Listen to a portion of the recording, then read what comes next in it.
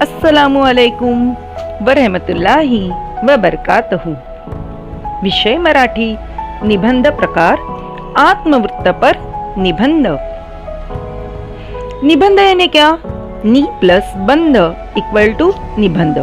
नि यानी नियोजित शब्दरूपी विचार, यानी अल्फाजों के जरिए सही ढंग से लिखे हुए हमारे ख्यालात। और बंध यानी क्या?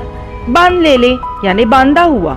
निबंध या शब्दाचा अर्थ, मजमून इस अल्फाज का मायना है बांधने, गुंफणे, जुड़वणी, बांधना और उसे सही ढंग से जुड़ाना। बच्चों, निबंध लिखना एक कला है। हमारे मन के भावों को एक सूत्र में लिखना एक कला है। जब हमें किसी विषय पर निबंध लिखना है तो सबसे पहले उस विषय के बारे में हमारे पास कितनी जानकारी है और उस जानकारी को किस तरह एक सूत्र में बांधना है। जिस तरह कोई माली अलग अलग रंगों के फूलों को एक सूत्र में बांधकर सुंदर फूलों की मालाएं बनाता है, उसी तरह हमें बिखरे विचारों की सुंदर मालाएं बनानी है। अलग अलग रंगों के फूल, यह है धागा जिससे वह जो माली है वो खूबसूरत हार बनाएगा। माली बना रहा है और इस तरीके से खूबसूरत हार बना।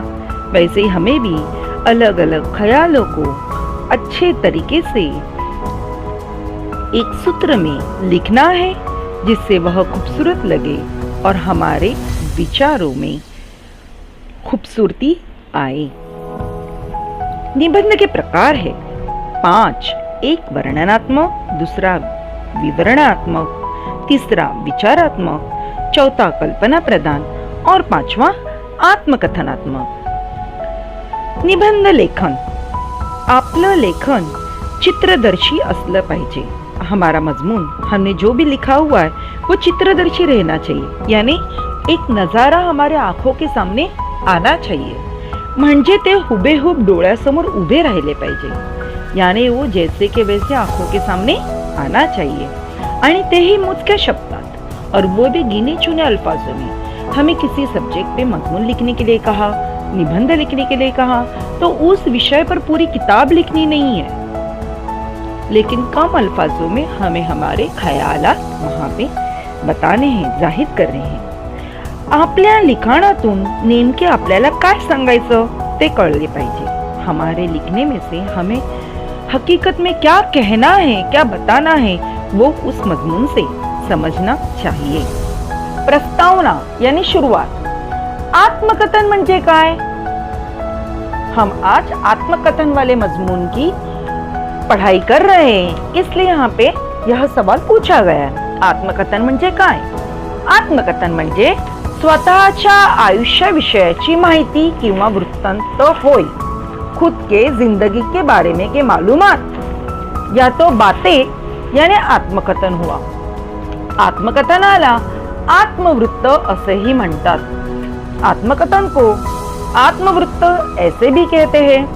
विद्यार्थी मित्रांनो, आपण ज्या गोष्टीचे आत्मवृत्त लिहित आहोत, हम जिस चीज की आत्मवृत्त लिख रहे हैं, आत्मकथा लिख रहे हैं, ती व्यक्ति किंवा वस्तु, वो इंसान या फिर वो चीज आपणच आहोत, हम खुद ही है, अशी कल्पना करून लिहायची असते। ऐसा सोचकर लिखने का रहता है। म्हणूनच इसीलिए त्याला उसे प्रथम पुरुषी वचनात यानी फर्स्ट पर्सन यानी मी म्हणून लिहिला जातो।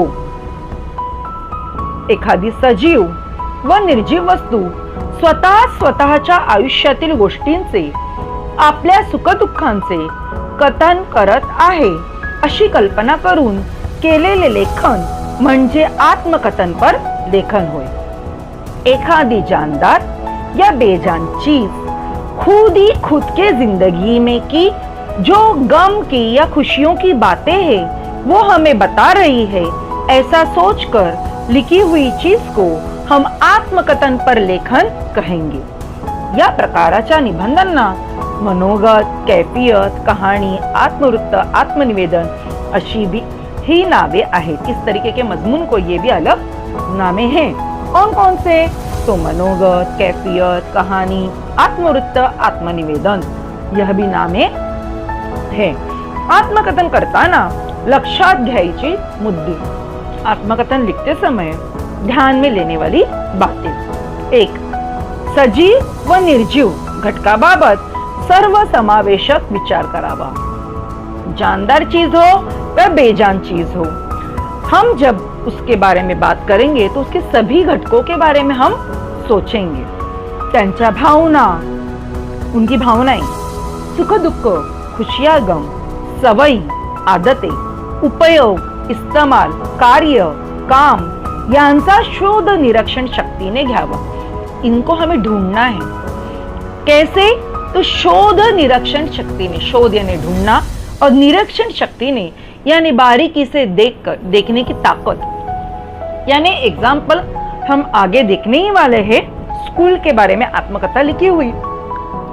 आपण स्वतः ती वस्तू आहोत अशी कल्पना करणे. हम खुद वही चीज है इस तरीके से सोचना है, कल्पना करनी है. कल्पना शक्तीच्या माध्यमातून नाट्यपूर्ण रीतीने कल्पना मांडावी.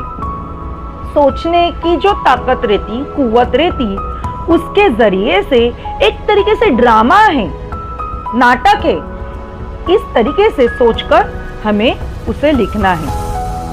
संपूर्ण लेखन प्रथम पुरुषी एकवचनी भाषेत असावे. पूरा जो लिखा हुआ है वो फर्स्ट पर्सन रहना चाहिए. यानी मैंने कहा, मैं, मी, इसका इस्तेमाल होना चाहिए.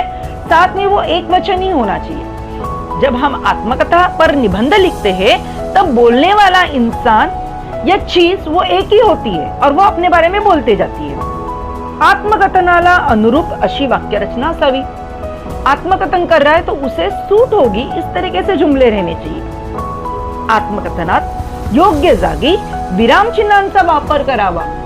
यानी सही जगह पे कॉमा, इन्वर्टेड कॉमा का इस्तेमाल करना है. आत्मकथनात त्या गोष्टींचा जन्म, परिस्थिती, बदल, आजची स्थिती, जगताना वाटणारी सुखदुःखे इत्यादी गोष्टींचा उल्लेख करावा. आत्मकथन में उन चीजों की पैदाइश, हालात, बदलाव, आज के हालात, जिंदगी जीते समय आने वाले गम, खुशियां, इन सब के बारे में हमने कोशिश करनी है मजमून. बच्चों, यहाँ पे टॉपिक है कोरोना मध्ये शाळेचे आत्मवृत्त. कोरोना में स्कूल की आप बीती. मैं पढ़ती हूँ, बीच बीच में समझाती हूँ, आप ध्यान दीजिए, समझ के लीजिए. मी शाळा बोलते. होय, मी शाळा बोलते. मैं स्कूल बोलती हूँ. हाँ, मैं स्कूल बोल रही हूँ. जेव्हा माझी लोकांनी निर्मिती केली तेव्हापासून माझ्या अंगा खांद्यावर विद्यार्थ्यांची रेलचेल असायची.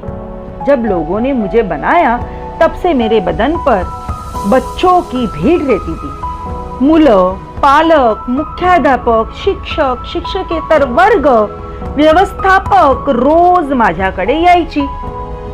बच्चे, parents, principal, teacher, non teaching staff यानी जो पढ़ाते नहीं है वो भी स्टाफ, व्यवस्थापक यानी मैनेजमेंट रोजाना मेरे पास आते थे. माझ्या बरोबर आपल्या दिवसाचे निदान 6-7 तास घालवायची.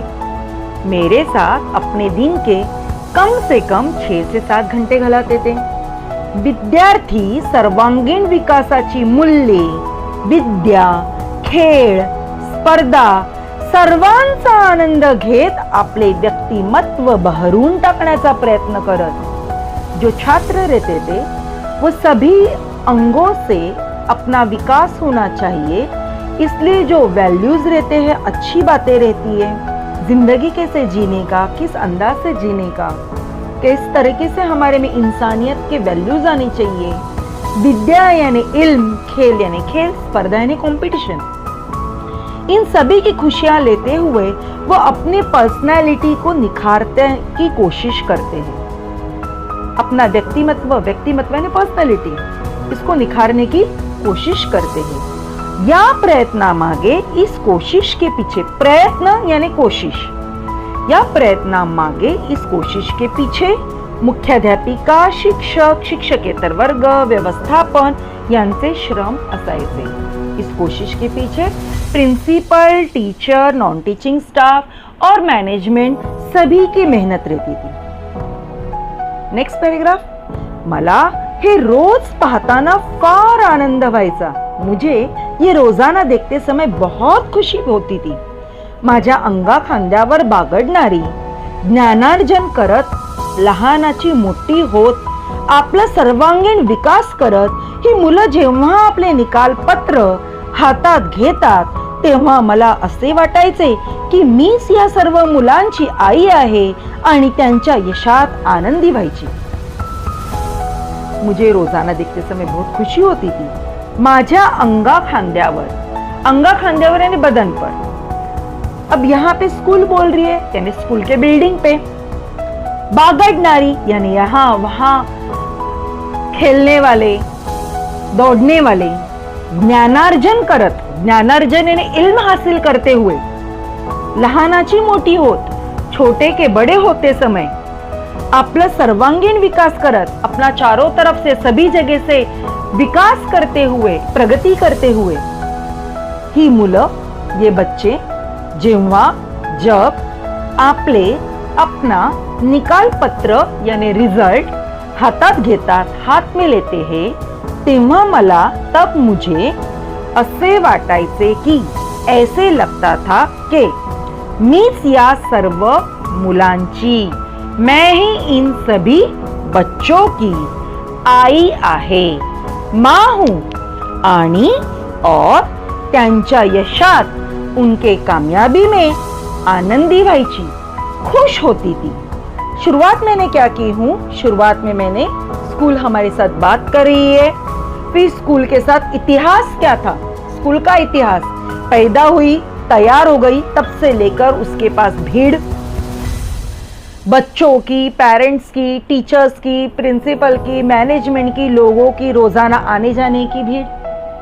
रोजाना वहां पे इल्म देने का काम, बच्चों का खेलने का, कंपटीशन में हिस्सा लेने का काम, ये सब उसके आसपास होते समय, उसके दरमियान होते समय वो ये सब देखती थी और बहुत खुश होती थी। और जब बच्चे का रिजल्ट आता था तब एक माँ जिस तरीके से अपने बच्चों का रिजल्ट देख के खुश होती, वैसे वो भी बहुत खुश होती थी उनके खुशियों में, क्योंकि वो देखती थी कि मेरे सामने, मेरे पास जो बच्चा आता है उसका अच्छी तरीके से विकास हो रहा है, वो एक अच्छा नागरिक बन रहा है, एक भावी नागरिक बन रहा है। पण हा 22 मार्च 2020 चा दिवस उजाडला, लेकिन ये 22 मार्च 2020 का दिन आया आणि कोरोना नावाचे संकट आपल्या भारतावर ओढवले और कोरोना नाम की मुसीबत अपने भारत पर आई।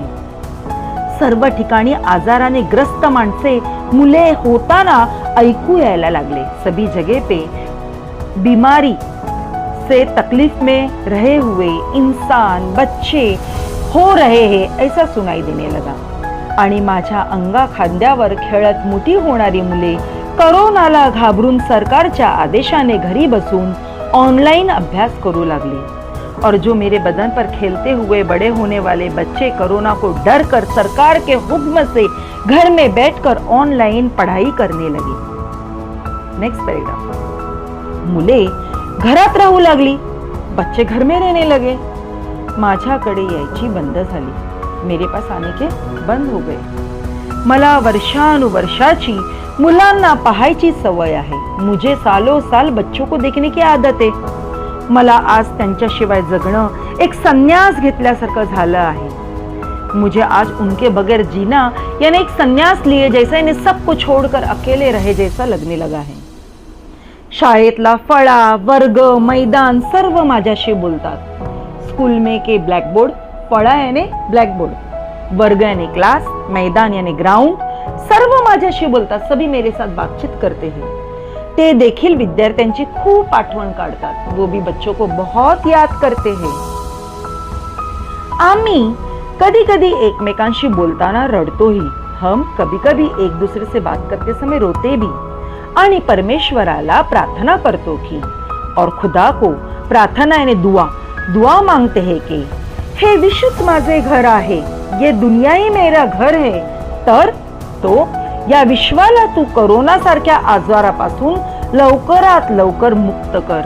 इस दुनिया को तू कोरोना जैसे बीमारी से जल्द आजाद कर आणि परत एकदा आमच्या जवळ आमच्या विद्यार्थ्यांना पाठव और फिर एक बार हमारे पास हमारे बच्चों को भेज। कारण क्योंकि माझ्या गरीब मुलांकडे मेरे गरीब बच्चों के पास ऑनलाइन शिक्षण घ्यायला साधन आहे की नाही कुणास ठाऊक। ऑनलाइन पढ़ाई लेने के लिए कुछ सामान है या नहीं क्या पता। ते शाळेत येऊ लागले तर त्यांचा सर्वांगीण विकास होईल। वो स्कूल में आने लगे तो ही उनका सभी तरीके से विकास होगा, प्रगति होगी। आणि ते होत असताना जेव्हा मी पाहीन और वो होते समय जब मैं देखूंगी खरे मला सच्ची का, तब भी मुझे माझ्या जीवनाचे मेरे जिंदगी का सार्थक होताना दिसेल। यानी कुछ मेरे जिंदगी किसी के काम आ रही है ये मुझे दिखाई देगा। मुझे मेरे जिंदगी का सार्थक यानी अर्थ मिले जैसा, मेरी जिंदगी को मतलब मिले जैसा होगा आणि समाधान मिले और मुझे खुशी मिलेगी। आपने ध्यान दिए रहेंगे मजमून लिखते समय शुरुआत को मैंने इतिहास लिखी जब वो पैदा हो गई उस तरीके का, उसके बाद मध्य लिखी यानी अब क्या हो रहा है वो लिखा और बाद में फिर आखिर में क्या होना चाहिए, कैसे होना चाहिए इसके बारे में लिखा हुआ है। तो इस तरीके से आपको मजमून लिखना है। अच्छे तरीके से अच्छे अंदाज से आप लिखोगे। Comma, inverted comma, question mark, इनका अगर आपने इस्तेमाल किए तो वो पढ़ने के लिए बहुत ही अच्छा लगेगा, आकर्षक लगेगा। मजमून यह सवाल बच्चों ने कंपलसरी अटेम्प्ट करना ही है। आप लिखोगे तो ही आपको मार्क्स मिलेंगे, आप लिखोगे ही नहीं तो मार्क्स नहीं मिलेंगे। तो मार्क्स मिलने के लिए आपको कोशिश करनी है कि कैसे भी हो आपको लिखना है और कैसे भी लिखने की जरूरत नहीं गिरनी चाहिए। इसीलिए मराठी भाषा में मजमून लिखने के लिए मराठी की किताब बार बार पढ़ो। भले ही आप आपकी खुद की स्कूल की मराठी की किताब पढ़ो, लेकिन जितना आप मराठी की किताब पढ़ोगे उतना उस मराठी के किताब में के अल्फाज, उसके मायने आपकी याद हो जाएगी। वो मराठी के अल्फाज किस तरीके से लिखना है, रस्व दीर्घ, ये आपको अच्छे से याद होगा, जिससे आप उन्हीं अल्फाजों का इस्तेमाल करके अच्छे से मजमून लिख सकते हो। हमारा इस तरीके से आज आत्मकथन पर निबंध का टॉपिक खत्म हो गया है। खुश हो जाओ बच्चों। थैंक यू, धन्यवाद।